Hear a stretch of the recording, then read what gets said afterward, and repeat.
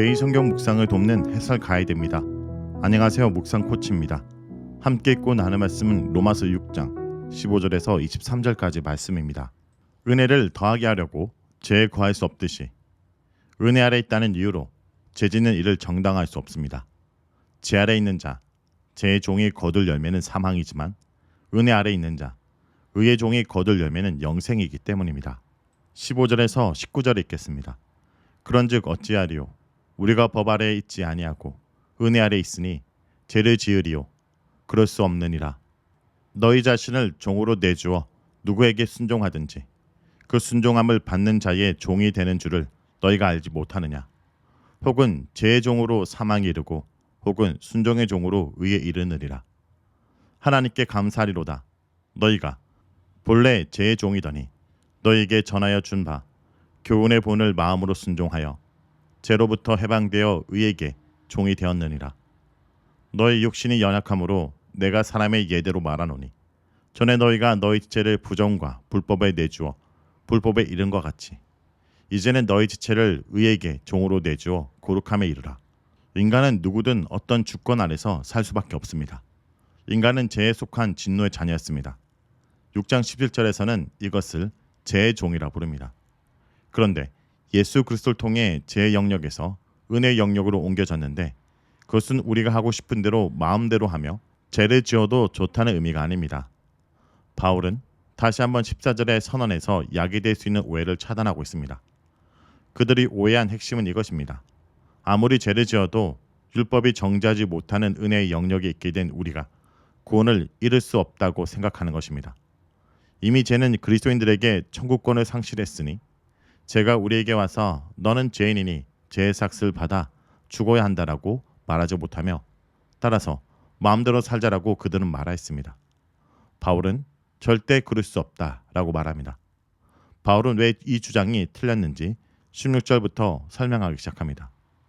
바울은 노예 제도에 빗대어 노예와 주인의 관계를 통해 설명합니다. 노예는 자기가 모시는 주인의 요구에 순종하면서 살아야 하는 존재입니다. 전에 죄의 노예였을 때 제가 요구하는 대로 살다가 죽음에 이르는 삶을 살았다면 이제는 완전히 다른 삶을 살게 된 것입니다. 은혜의 영역으로 옮겨져서 율법의 정죄를 받지 않는다고 해서 마음대로 죄를 짓는다면 결국 그 삶은 죄의 노예로 사는 것이 됩니다. 죄에서 해방되어 의의 종이 되었는데 자기 정체성을 모르고 계속 죄의 종으로 남아있겠다고 생각하기 때문입니다. 물론 이 새로운 삶은 노력하지 않아도 자연스럽게 되는 것이 아닙니다. 은혜의 영역에 들어와서 모든 것을 새롭게 바꾸려는 훈련과 과정이 필요합니다. 감옥에 오래 있다 나온 사람이 사회에서 살아가는 법을 배우는 것처럼 말입니다. 광야에서 불평하던 이스라엘 백성들을 생각하면 이해가 쉬울 것입니다. 노예는 주인이 하라는 대로 하면 될 뿐 아무 책임도 지지 않습니다. 하지만 은혜의 영역에서 우리가 모시는 하나님은 우리가 자발적으로 판단하고 결정할 여지를 주십니다. 또 그렇게 할 능력도 주십니다. 제 노예로 제가 시키는 대로 내 욕구가 원하는 대로 자연스럽게 살던 내가 이제는 무엇이 옳은지 생각하면서 결정해야 합니다. 이것이 노예와 다른 하나님의 자녀의 삶입니다. 그러나 우리가 복음을 받아들이고 나서 억지로 죄에게 순종하는 노예 생활에서 벗어나 이제는 자발적으로 순종하는 의의 노예가 된 것입니다. 이것은 근본적으로 다른 형태의 삶입니다. 죄에서 해방되어 다른 주인을 섬기게 되었는데 제가 포괄적으로 노예로 삼아 복종시켰다면 새 주인은 완전한 자유를 주어 마음으로 결정하고 순종하는 삶을 보장한 것입니다. 그 자유를 사용해 마음대로 죄를 짓겠다 하면 다시 제 노예 상태로 돌아가는 어리석은 자가 될 것입니다. 이제 우리가 할 일은 우리 지체를 의에게 종으로 들여 거룩함에 이르는 것입니다. 하나님이 레위기 19장 1절에서 나 하나님 여호와가 거룩하니 너희도 거룩하라 라고 하신 말씀은 달라지라 라는 말씀입니다. 바울이 거룩해지라고 한 것은 전에 죄의 종으로 살 때의 모습과 이제 은혜의 종으로 사는 모습은 완전히 달라야 한다는 뜻입니다. 바울은 자기가 쓰고 있는 노예 제도의 비유가 우런 삶을 묘사하는데 그리 적합하지 않다는 것을 인정하고 있습니다. 그러나 그 제도에서 순종하는 것이 무엇인지 잘 알고 있는 로마 청중에겐 이해하기 쉬운 예였던 것입니다. 노예 제도에서 노예는 자기 주인에게 완전히 속한 것을 그들은 잘 알고 있었습니다. 그 삶의 목적은 자기 주인에게 완전히 복종함으로 이루어집니다. 이제 우리가 할 일은 우리의 지체를 의에게 종으로 내주어 거룩함에 이르는 일입니다. 그것은 억지로 하는 것이 아니라 자발적으로 하는 것입니다. 죄에 놓였을 때 제가 요구하는 대로 사는 것이 부정과 불법에 내주어 도덕적으로 계속 썩어져 갔던 것이었다면 이제 새로운 주인이 요구하는 것은 거룩한 삶이 되어가는 과정으로 들어가는 것입니다. 거룩한 삶은 세상과 구별된 삶이며 하나님의 뜻을 알아 그 뜻대로 살아가는 삶입니다.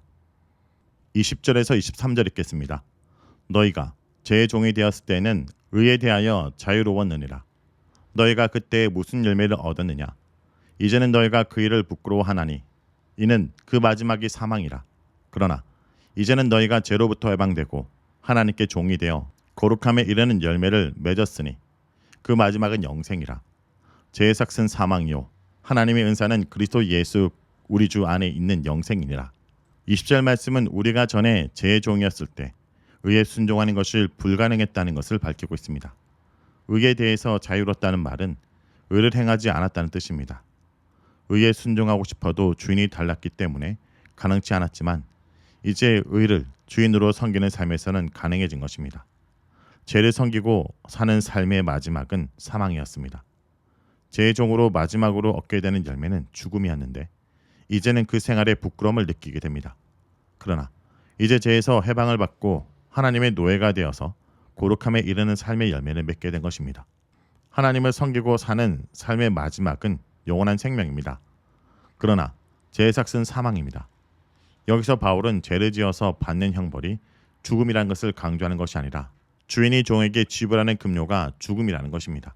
죄를 위해 일하고 마지막에 받은 보상이 영원한 죽음이라는 것입니다. 그러나 하나님을 섬겨서 마지막에 받게 되는 것은 삭이 아니라 선물입니다. 이 선물은 그리스도 예수 안에 있는 영원한 생명입니다. 영원히 하나님의 생명을 공유하는 것, 그것이 하나님의 노예가 받는 선물인 것입니다. 제가 주는 것과 하나님이 주는 것은 근본적인 방법과 패러다임의 차이가 있습니다.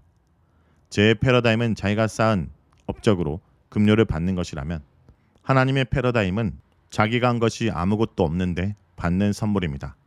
이제 우리가 믿음으로 받게 된 의 때문에 살게 된 새로운 삶을 그 전에 살던 낡은 삶의 방법으로 이해할 수 없는 이유가 여기 있습니다.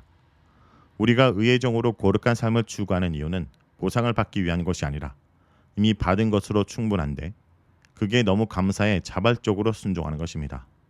우리가 받는 영원한 생명은 그래서 선물입니다. 우리가 성도로서 우리의 행위를 거룩하게 하려는 이유는 삭슬 받기 위해서가 아닙니다. 단지 하나님의 은혜를 생각하면 당연히 나올 수밖에 없는 합당한 행위입니다.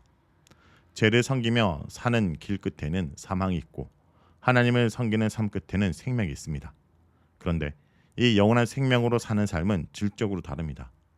전에 노예로 살았던 때는 주인이 시키는 대로 하면 되었지만 새로운 삶, 새로운 은혜의 영역에는 자유가 있고 하나님께서 원하시는 자발적 사랑을 할 수 있는 멋진 삶이 기다립니다. 복음의 능력은 그렇게 살 수 있게 해주는 능력인 것입니다. 자, 여기까지가 로마서 6장 15절에서 23절까지 말씀입니다. 오늘 말씀을 통해 우리는 무엇을 묵상하고 적용해야 할까요? 하나님께 순종하는 사람이 의의 종입니다.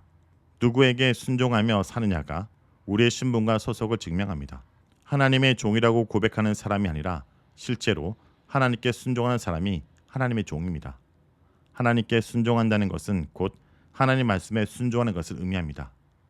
성도 여러분, 나는 하나님 말씀에 순종하는 삶을 통해 내가 하나님께 속한 의의 종임을 드러내고 있습니까? 오늘 하루도 말씀을 순종하여 의의 종으로 살아가는 주의 백성들이 되길 간절히 기도드립니다.